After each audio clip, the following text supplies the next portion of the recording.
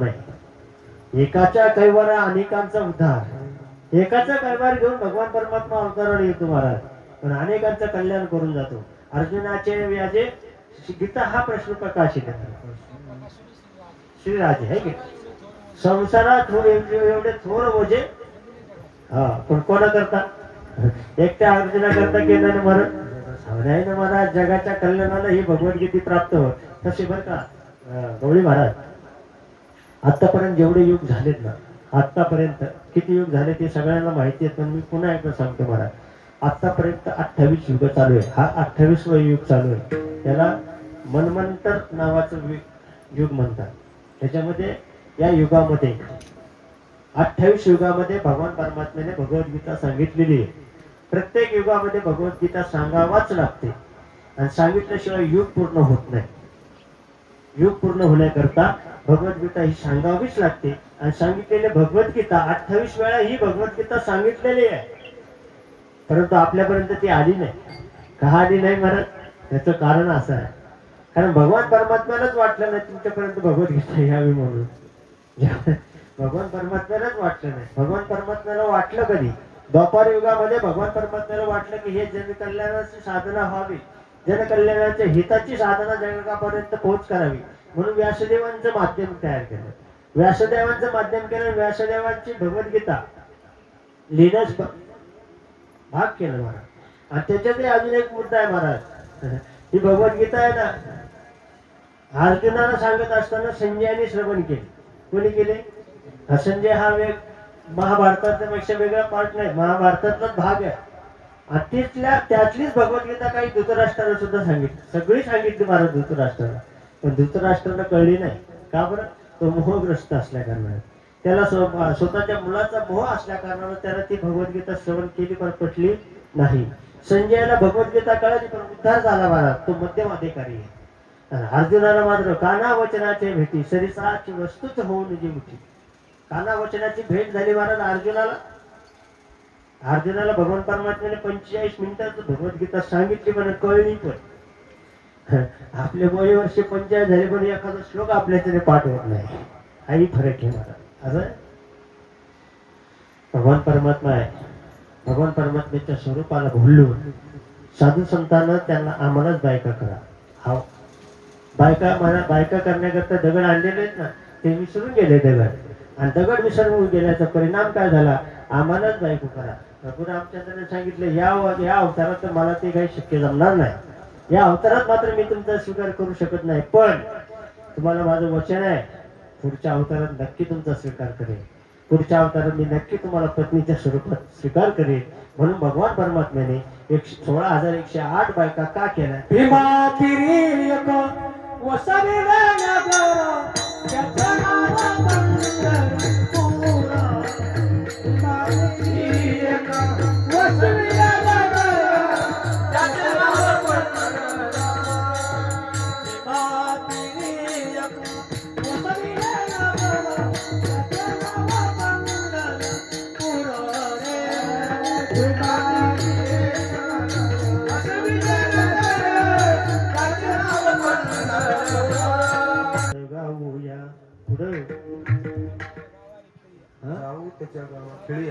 कोणाच्या लग्नात नाचावं का मग? आपलं डीजे वाजायचं उशीर का काही एखाद्या झालं त्याला येतच लहरी. मग ते कोणाच्या लग्न असू दे ते नाचायला सुरुवात करते महाराज. असू द्या. भगवान परमात्म्याने 16,108 विवाह का केलं तर त्याची कारण मीमांसा मी तुमच्यासमोर मांडली. का मांडली महाराज? भगवान परमात्म्याच्या राम अवतारात असलेले घडलेलं जे वचन आहे ते पूर्ण करण्याचं कारण त्या भगवान परमात्म्याचा जो कृष्ण अवतार हा परिपूर्णतम अवतार आहे. परिपूर्णतम म्हणजे काय? स्वतः त्याला वाटेल तसं म्हणजे स्वच्छंदी वागता येतं मला. स्वच्छंदी वागता भगवान रामचा पूर्ण अवतार आहे. पूर्ण अवतार असलेल्या कारणानं त्यांना त्यांच्या मर्यादेचे बाहेर जातं, म्हणून त्याला भगवान परमात्मा राम प्रभूला एक नाव आहे, मर्यादा पुरुषोत्तम राम. ठीक आहे, मर्यादा पुरुषोत्तम राम नाव आहे. कृष्ण समोर महाराज तसं नाही महाराज. श्रीकृष्ण राजा आहे, द्वारकेचा राजा आहे, त्याच्या पुढे मर्यादा पुरुषोत्तम नाही. 16,108 बायका आहे महाराज. किती? 16,108 बायका. कशा झाल्या, का झाल्या सांगू का तुम्हाला कारण? त्याचे कारण सांगितले तुम्हाला. राम प्रभूच्या अवतारातला जो दिलेला वचन आहे, राम भगवान परमात्म्याने मला सगळ्यांना वचन देतो. एक दिवस काय झालं, भगवान परमात्म्याचा कालचा आपण सर्वांनी कालचा रुक्मिणी मातेबरोबरचा असणारा विवाह आपण सर्वांनी संपन्न केला. पण त्याच्यानंतर मुख्य जे 8 विवाह आहे ना, ते फार मुख्य विवाह आहे. कोणापासून कशा विवाह झाला, काय कारण असेल 8 विवाह करण्याचे, भगवान परमात्म्याला 8 काय 8 पत्न्या केल्या का? मुख्य 8 नायिका, महानायिका आहे. किती आहे? मुख्य 8 महानायिका आहे. त्याच्यामधली पहिली आहे रुक्मिणी माता.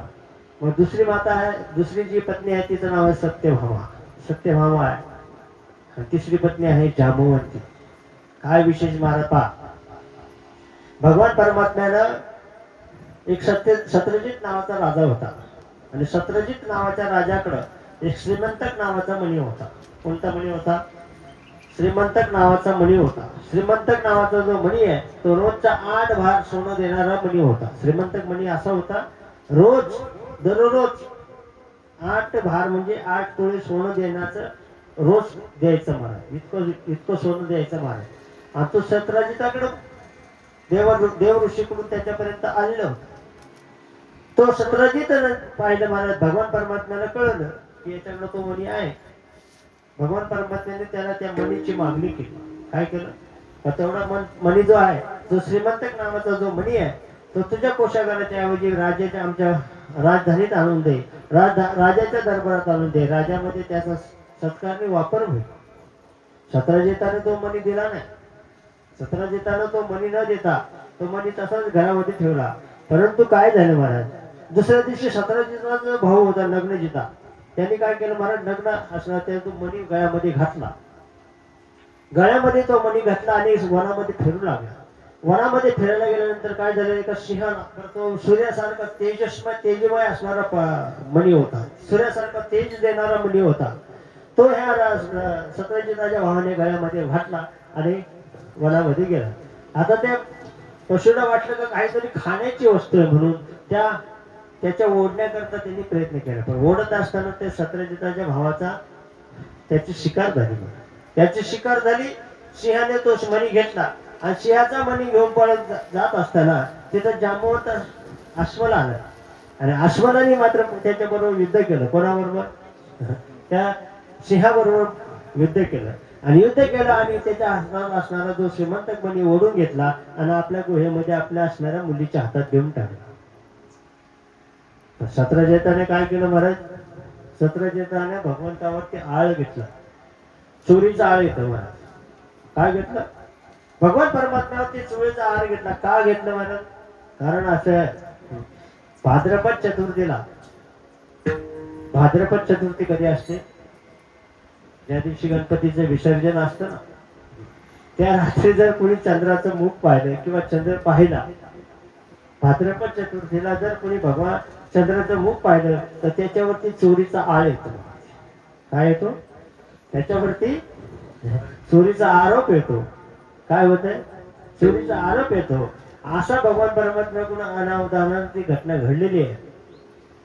सत्यजिताने सांगितलं, तू माझ्या मणी मला आदल्या दिवशी मणी मागितला होता आणि दुसऱ्या दिवशी त्याचा भाऊ लापता झाला होता. मग त्याच्या मनामध्ये भाव आला की नक्कीच याने माझा भाऊ मारून टाकला. आता भगवान परमात्मा त्याच्यामध्ये कुठल्याही प्रकारचा संबंध असताना आरोप आला महाराज. का बरं आला? भाद्रपद चतुर्थीला कृष्ण चंद्राचं दर्शन घेतलं म्हणून हा आरोप येतो. भगवान परमात्म्याने विचार केला. मग दुसऱ्या दिवशी भगवान परमात्म्याने त्याचा माग काढत गेले. ही माग काढण्याची पद्धत जुन्या काळापासून आहे बरं, माग काढण्याची. आता कुत्रे माग काढतात. आता माणसापेक्षा कुत्रे हुशार आहेत. हसतात पण गाण्यातल्या गाण्यात असतात. एवढंच मला वाईट वाटतं. थोडं मोकळं असं तुमच्या डोक्यावरती दगडाचं ओझं देऊनसारखं असतात. आहे की नाही? हो, माणसाने चोरी करावी, कुत्र्याने सापडलं, याच्यापेक्षा काय मोठं पाहिजे? म्हणजे माणसापेक्षा कुत्र असू द्या बरं का. श्रीमंतक मणीचा का शोध घेतला होता माझ्याकडे तुम्ही काल मागायला आला होता, पण याचा अर्थ तुम्ही माझ्या भावाची हत्या करून तो मणी तुम्ही घेतलेला. भगवान परमात्म्याने तो मणी तर घेतलेला नाहीये. भगवान परमात्म्यावरती आळ आलेला आहे. आळ आल्याचं शोधण्याकरता भगवान परमात्मा वनामध्ये गेला आणि वनामध्ये गेल्यानंतर त्याच्या लक्षात आलं सत्यजिताच्या भावाची हत्या झालेली आहे. कुणी हत्या केलेली आहे? तर पशुने तिथे त्यांना सिंहाचे पावलं दिसते बघा. त्यांना सिंहाचे पावले पाहिजे. सिंहाच्या पावलाचा माग काढत काढत काढत काढत ते जांबुवंताची कुटिया, जांबुवंताची गुफा जिथपर्यंत आहे तिथपर्यंत त्या सिंहाचे पावलं दिसले. आणि तिथून सिंहाच्या पावलाचं बंद झाले आणि तिथून अस्वलाच्या पावलाची माग दिसायला लागला. आणि त्या पावलाच्या दिशेने भगवान परमात्मा गेल्याबरोबर आतमध्ये पाहिलं मला ती एक मुलगी आहे.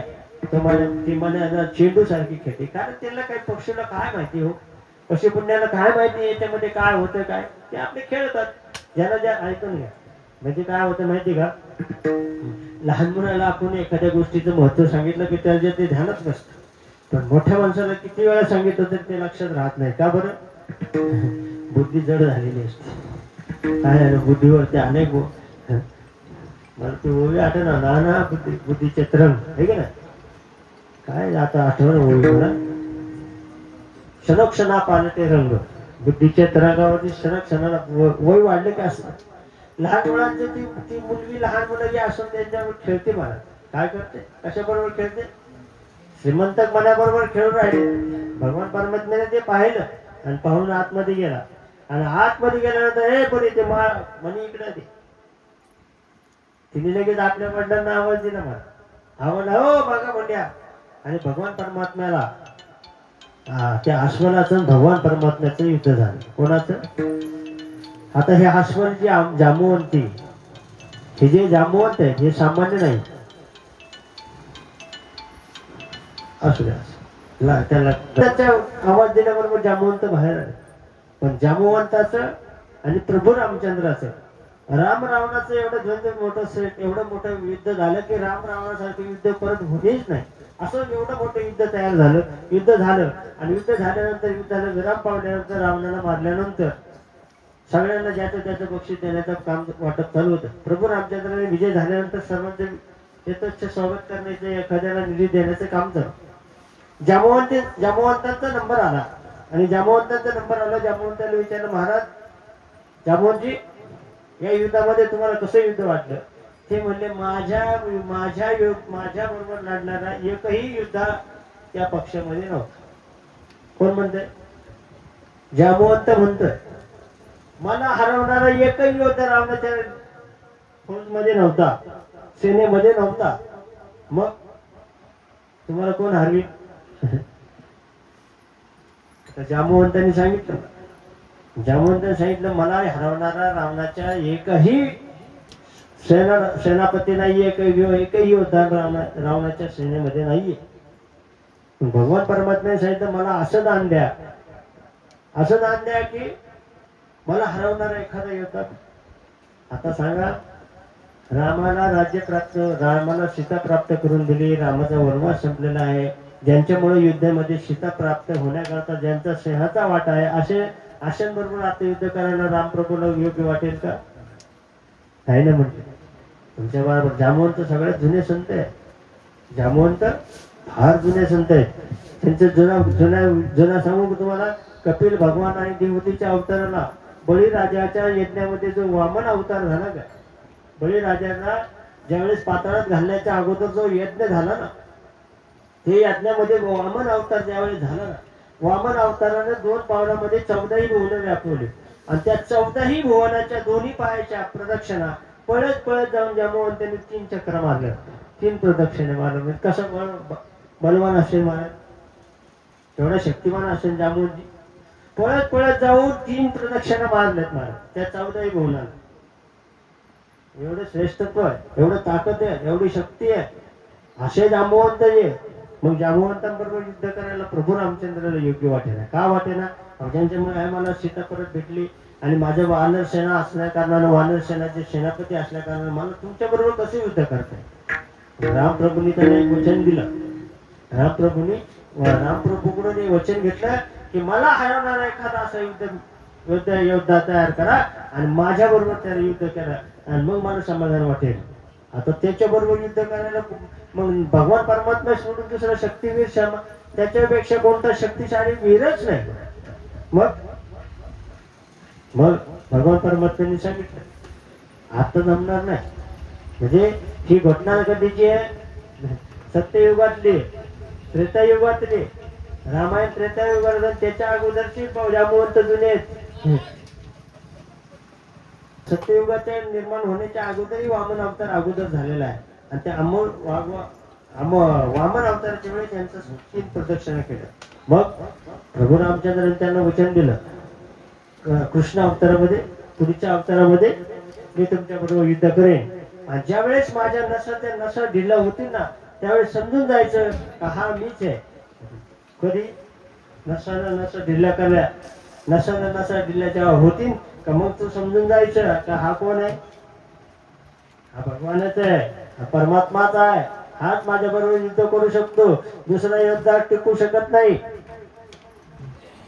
जांबुवंताने तो वचन दिलं, जांबुवंताने तो शाप आशीर्वाद दिला मला आणि तो आशीर्वाद आज पूर्ण होणार आहे. कोणता? किती युग गेले मध्ये, त्रेता गेलं, द्वापर गेलं, कलियुग गेलं, पुन्हा आला अवतार महाराज. अशा अवतारामध्ये अवतार झाले. त्या अवतारातून आज जांबुवंतांच्या समोर प्रभू भगवान कृष्ण उभा आहे आणि भगवान कृष्णाने त्यांच्या दोघांमध्ये त्या श्रीमंतक मण्यावरून युद्ध झालं. किती दिवसाचं युद्ध? जवळजवळ 6 महिने युद्ध चाललं. युद्ध वाला भगवान परमात्म्याबरोबर युद्ध चाललं. पण जांबुवंत बी सामान्य नाही, भगवान तर सामान्य. भगवान परमात्मा शब्द कर्तुम अकर्तुम अन्यथा कर्तुम सर्वशक्तिमान भगवान परमात्मा आहे. त्याच्याकडे शक्तीचा कुठल्याही शक्ती कमी नाही. अशा शक्तिमान भगवान परमात्म्यानं जांबुवंत बरोबर युद्ध केलं. बऱ्याच काळ युद्ध चालले. युद्ध काढून ज्यावेळेस जांबुवंताची संपूर्ण नसा ढिल्ला होऊ लागल्या, संपूर्ण शरीराचे ढिल्लपणे होऊ लागलं, त्याच्या लक्षात आलं की मला भगवान परमात्म्याने कधी वचन दिलेलं आहे ते वचन आज भगवान परमात्मा पूर्ण करत आहे. मग त्यांच्या लक्षात आलं, जांबुवंतांच्या लक्षात आलं आणि जांबुवंतांनी भगवान परमात्म्याच्या चरणावरती साष्टांग दंडवत केला. हो प्रभू, तुम्हाला मी ओळखलं नाही, आता ओळखलं. का ओळखलं? तर आता माझ्या शरीराच्या पूर्ण नसा मोकळ्या झालेल्या आहेत. माझं शरीर एकदम ढिल्ल झालेलं आहे. एकदम इतका माझा दणदणीत पराभव झालेला आहे. आता माझ्या लक्षात आलंय का तुमच्या माझ्या बरोबर युद्ध करणारं कोणी दुसरं तिसरं कोणी नसून हा साक्षात येव भगवान आहे. हा भगवान परमात्मा माझ्या बरोबर युद्ध करत आहे, हे माझी आता निश्चित आहे. भगवान परमात्म्याच्या चरणावरती साष्टांग दंडवत केला. साष्टांग दंडवत करून मग महाराज भगवान परमात्म्याने खांद्याला धरून उठवले. भगवान परमात्म्याने खांद्याला धरून उठवलं आणि भक्तांचे आलिंगन दिले. आलिंगन घडे आलिंगन संतांचे, आलिंगन संतांचे, दिवे झाली माझी दान, दिवे झाले माझे दान, हे मस्तक पाया,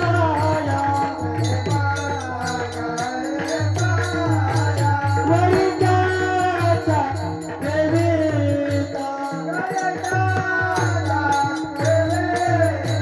वैद्याचा देवीचा,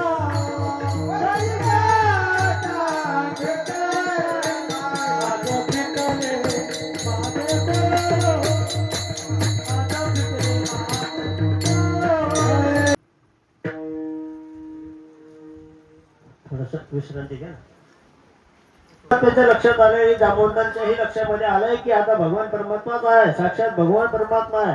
भगवान परमात्म्याचे चरण धरले आणि चरण मागून विनंती केली, देवा आज माझ्या जीवनाची सार्थकता झाली. अशी माझी आज मला भगवान परमात्म्याचं साक्षात दर्शन झालंय. आज मला भगवान परमात्मा प्रत्यक्षात भेटलेला आहे. ज्याची अपेक्षा करत होती इतके वर्ष दिवस, इतके दिवस राहिलो, इतके काळ राहिलोय, का राहिलो? हा भगवान परमात्म्याचं दर्शन होण्याकरता थांबला आणि भगवान परमात्म्याचं दर्शन झालं. दर्शन झाल्यानंतर दोघांचे आलिंगन दिले, एकमेकाला भेटी आनंद बरं का. आलिंगन दिलं की मग 7 कोटी महाराज केस आहेत आपल्या शरीरावर. आपल्या प्रत्येकाच्या शरीरावरती 3.5 कोटी केस आहेत. आपले 3.5 आणि तुमचे 3.5 किती झाले महाराज? 7 कोटी केसांचा रोमांच उठतो. 7 करोड खिले, 64 हिले, 64 म्हणजे माझे 32 आणि तुमचे 32 किती झाले? हसायला लागतात. दोघं एकमेकाला भेटले की हसायला लागतात. आलिंगनाचा परिणाम सांगतोय. तुमचे 32 दात आणि माझे 32 दात एकमेकाला आलिंगन दिलं की मग ते खिळखिळतात महाराज, हा असं हसतात महाराज. ते 34 खिले. मग भगवान परमात्मा जांबुवंताला भेटल्यानंतर काय होत असेल महाराज? भगवान परमात्मा जांबुवंतांना भेटण्याचा परिणाम काय झाला? दोघांच्या जीवनाचा सार, जांबवंताचा जीवनाचा सार झाला. काही आयुष्य दशा येईल माझ्या अंगा, चित्त पांडुरंगा झुरत असे. अशी दशा कधी प्राप्त होईल? भगवान परमात्मा मला भेटण्याकरता कधी येईल? अशी चित्तामध्ये झुरझुर झालेली पाहिजे. चित्तामध्ये मध्ये एवढं झुरझुर झुरलं पाहिजे. आणि हे झुरलं उद्धार पावे काय तू पकडला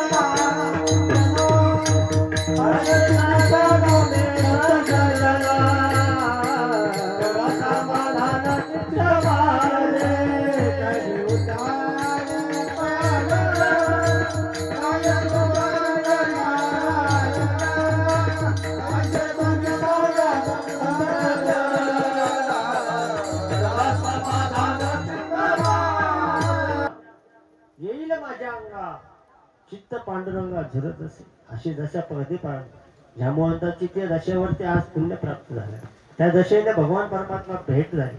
त्या दशेने भगवान परमात्म्याच्या स्वरूपाला आलिंगन देता आलं. भगवान परमात्मा जीवनामध्ये भेटला. काही करण्याची गरज नाही मला, काही करण्याची आवश्यकता नाही आणि काही करू पण नाही. त्याची सरली राजा कधी काही ऐशी दशा येईल माझ्या अंगा, चित्त पांढर चित्त भगवान परमात्मा करता रुजलं पाहिजे, झिजलं पाहिजे. तर भगवान परमात्म्याच्या चिंतनामध्ये गुंतलं पाहिजे. जांबवंताचं तेच झालं मला. जांबवंताचं तेच झालं की जो भगवान परमात्मा अखिल कोट ब्रह्मांडाचा असणार नाही, कर्तुम आणण्याचा कर्तुम असणार भगवान परमात्मा आज जांबवंतांच्या समोर आहे. त्यांच्याबरोबर युद्ध केलं. युद्ध करून भगवान परमात्म्याच्या चरणावरती साष्टांग दंडवतही केलं. भगवान परमात्म्याने त्याला दोन्ही खांद्याला धरून उचललं आणि आलिंगन दिलं. आणि आलिंगन दिल्यानंतर खूप आनंद झाला महाराज. आनंदाची दशा सांगता येत नाही. असा आनंद होतो भगवान परमात्मा भेटल्यावर की त्या भगवान परमात्मा दुसरं काहीच विश्वामध्ये काहीच बघण्यासारखं नाही महाराज. या विश्वामध्ये भगवान परमात्मा सोडून काही बघण्याच्या योग्यतेचं नाही. आपल्याला जे काही दिसतं ना महाराज ते सगळं नश्वर आहे, खोटं आहे. एक ना एक दिवस ते जाणार आहे. ते सर्व खोटं आहे महाराज. आपण खोट्यावर म्हणजे आपल्याला खरं पटाना खोटं सुटाना अशी लटका व्यवहार सर्व हा संसार, लटका व्यवहार सर्व हा संसार. भेट झाली भगवान परमात्मा. भगवान परमात्म्याची भेट झाली. जांबवंताने साष्टांग दंडवत केला आणि सांगितलं, प्रभू आता मला कळलंय का तुम्ही जो आपण सत्ययुगामध्ये मला जे वचन दिलं होतं ना ते वचन सार्थकी लागलं, सत्य झालंय. आणि त्या वचनाला मी सांभाळलं आणि थांबले. जांबवंत जुने संत आहे. जांबवंत सुद्धा पुढे त्यांचा पुढचा अवतार सांगू का जांबवंताचा? जांबवंताच्या नंतरचा पुढचा अवतार म्हणजे नरहरी महाराज आहे. नरहरी सोनारांचा जो अवतार आहे तो जांबवंताचाच अवतार आहे महाराज. जांबवंताचा पुढचा अवतार नरहरी सोनार आहे. नरहरी सोनारांना आणि नरहरी सोनारांच्या मुलांना नवनाथ भक्ती कथा संग्रह जो ग्रंथ आहे, नवनाथ ग्रंथ आहे. आपण जो आपले देवडे महाराज ज्याचं पारायण करतात, अनेक ठिकाणी पारायण करतात, ते नवनाथावरतीच पारायण करतात ना, त्याच ग्रंथावर करतात ना. त्या ग्रंथाचे करते आहेत नरहरी महाराज. ते धोंडू मालुसत नरहरी महाराजांचीच मुलं आहेत.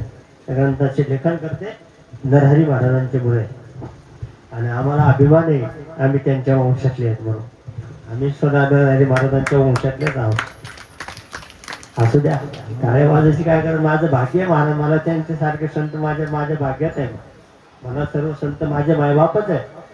सर्व संतांची कृपा माझ्यावरती आहे महाराज. साधू संतांची कृपा असल्याशिवाय इथपर्यंत आपण येऊ शकत. साधू संत आपल्या जीवनामध्ये प्राप्त होणं, साधू संतांचा कृपा आशीर्वाद होणं हीच भाग्याची लक्षण आहे. धन्य धन्य धन्य तरी धन्य मारी वा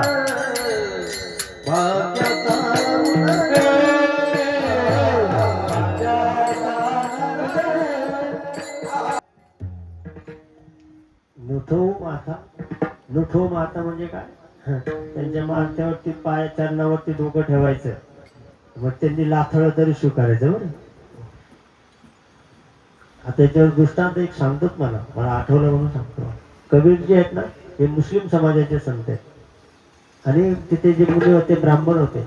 आणि ब्राह्मणांचं मुस्लिमांचं आणि हाही भगवान परमात्माचंच भक्त आहे. म्हणजे हा आयुनी समूहातले कबीरजी संत आहेत. जसे नामदेव महाराज आणि कबीर महाराज हे एका युगातले, एकाच काळातले, एकाच दोन शिंपले भगवान परमात्म्याने अवतरित झाले. एक शिंपला महाराज चंद्रभागेच्या किनारी सापडला आणि दुसरा शिंपला काशीमध्ये सापडला. कबीरजी महाराजांचा जन्म कसा आहे, शिंपल्यात नाही, पण तिथंच त्याचा तो आईने संभवत नाही. तसे ते मुस्लिम धर्मातले नाहीये, परंतु ते नेमका मुस्लिमाच्या हाताला लागला आणि इकडे शिंप्याच्या हाताला लागला, म्हणून ते शिंपी आईने संभव संत आहे.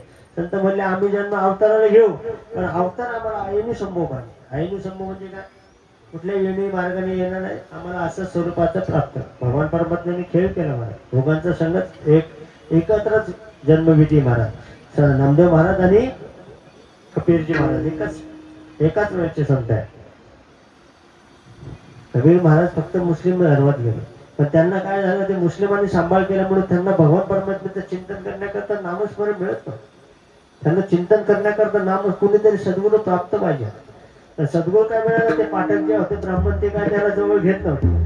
मग हे यांनी नित्य नेम सोडला. ते साधू महात्म्यांचं पहाटे ब्रह्ममुहूर्तावर उठायचे, गंगेला जायचे, गंगे स्नान करून यायचे आणि जाऊन ज्या भगवान शिवाच्या मंदिरात जायचे. भगवान शिवाच्या मंदिरात पहाटे 5 ला अभिषेक करायचे, 5:30-6 ला घरी निघायचे. मग त्यांनी काय केलं, कबीरजीने काय केलं, अशी पायरी असते ना, पायरीला खेटून झोपली महाराज. ते भगवान साधू आत म्हणजे पाठक महाराज आतमध्ये गेले.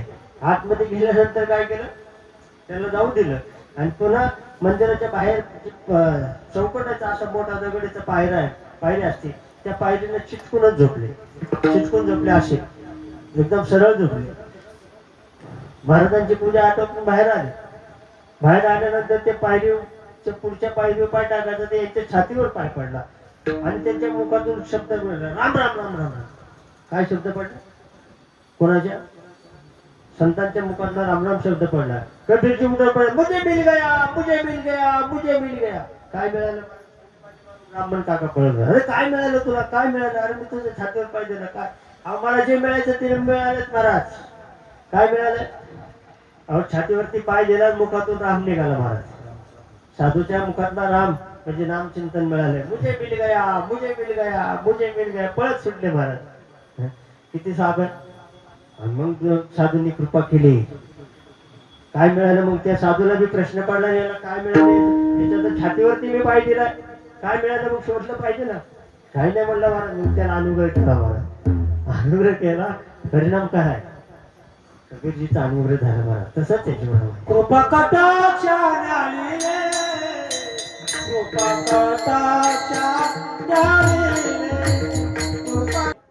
काय सुख वाटतं महाराज, संत जीवनामध्ये भेटणं. भगवान जांबुवंताला तेच आदर्श झाला महाराज. जांबुवंताला भगवान परमात्मा ज्याच्यासाठी आकाशाने भगवान परमात्म्याची धाव करत, तो भगवान परमात्मा आज माझ्या बरोबर मला भेटला आणि भेटल्याबरोबर जांबुवंताने सर्व मनातला भाव व्यक्त केला. आणि जांबुवंतांनी सांगितलं, मग हे भगवान परमात्मा तुमचं येणं का झालं, हो तुमच्याकडे असणारा जो श्रीमंत मणी आहे ना, तो मणी मी नेण्याकरता आलोय. कारण तो सत्रजित राजाचा मणी आहे, त्याच्या भावाने गळ्यामध्ये घालून आणला. त्यांनी सिंहाने शिकार केली, सिंहाकडून तुम्ही आणला, तुमच्याकडून तुम्ही शिकार करून तुमच्याकडे ताब्यात घेतला.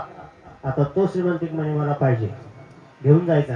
कारण माझ्यावरती आळ आलेला आहे. काय आलेला आहे, आरोप आलेला आहे. त्या आरोपाचं मला खंडन करण्याकरता मला हा मणी घेऊन जाणं गरजेचं आहे.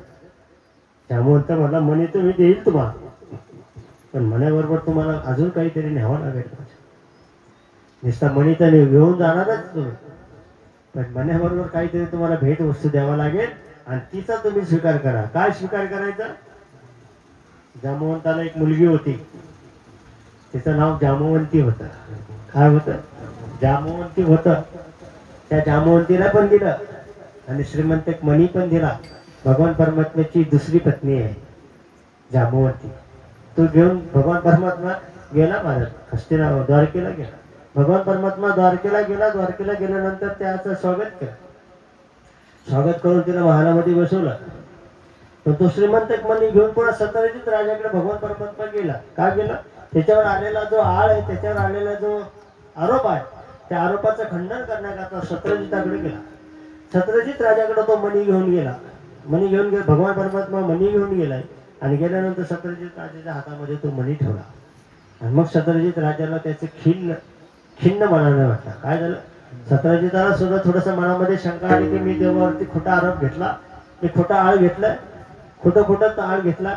आळ तर माझ्या भावाने मारलंच नाही, मारलं ते सिंहाने मारलंय. भगवान परमात्म्याने हा मणी तू चोरला नाही. हा भगवान परमात्म्याने तो मणी पुन्हा माझ्या शत्रुंजयाच्या हातामध्ये दिला. आणि शत्रुंजय राजाला थोडीशी शंका वाटली, लाज वाटली. आणि त्याला एक असणारी जी सत्यभामा आहे, तिचा दुसरीकडे साखरपुडा झालेला होता. तिचा लग्नाचा साखरपुडा झालेला होता. पण शत्रुंजयाला वाटलं, लाज वाटू लागली का मी देवावरती, हे भगवंतावरती अन्याय केलेला आहे. भगवान परमात्म्याला खोटं खोटं आरोप भेटलेला आहे. मग त्या आरोपातून निश्चित होण्याकरता हा मणी त्या शत्रुंजयाने तो मणी भगवान परमात्म्याला पुन्हा दिला. भगवान परमात्म्याने तो घेतला, पण मण्याबरोबर काय केलं, पुन्हा एक विनंती केली. म्हणले, देवा आमच्याकडून चूक झाली, आमच्या चुकीला माफी असावी, पण आम्ही काहीतरी एक वस्तू तुम्हाला प्रेझेंट देऊ. ती सरप्राईज म्हणून सत्यभामा दिली महाराज. काय दिले? भगवान परमात्म्याची तिसरी पत्नी सत्यभामा. किती पत्न्या झाल्या? तिसरी पत्नी. मणी तर परत आला भगवान परमात्म्याकडे, तो श्रीमंतक मणी वापस आला, परत आला. पण परत आणता आता 2 पत्न्या आल्या. अशा भगवान परमात्म्याला 3 पत्न्या झाल्या. फार मोठा भगवान परमात्म्याचा विवाह आहे महाराज. लग्न जिथं आहे, भगवान परमात्म्याला लक्ष्मणा नावाची एक पत्नी आहे. आता लई व्याख्या सांगितले तर तुम्ही अजून बोर होऊन जाता. आपल्याला कथा पुढे सरकली पाहिजे महाराज, आहे की पुढे सरकली पाहिजे. नाही तर तुम्हाला मी या 8 पत्न्यामध्ये तुम्हाला आज संध्याकाळपर्यंत तुम्हाला 8 पत्न्याचाच विवाह सांगत बसेल. ठीक आहे ना? किती वाजेपर्यंत असं करताय? मला वाटतं का आजच्या 5 दिवस चालून यायची कथा. असं उठा ना, मग आमचं काय म्हणणं, मला बोला.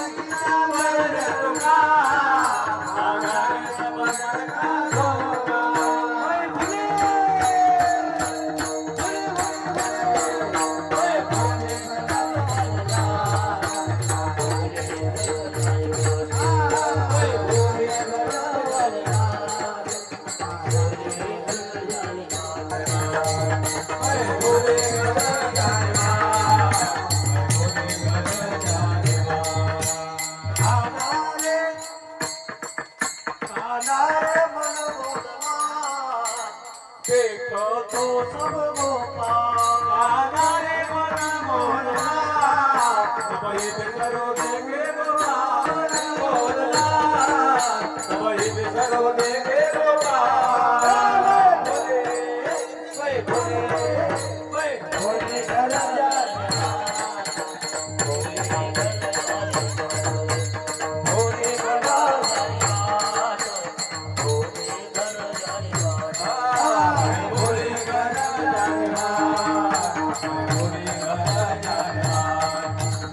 भोले घर जा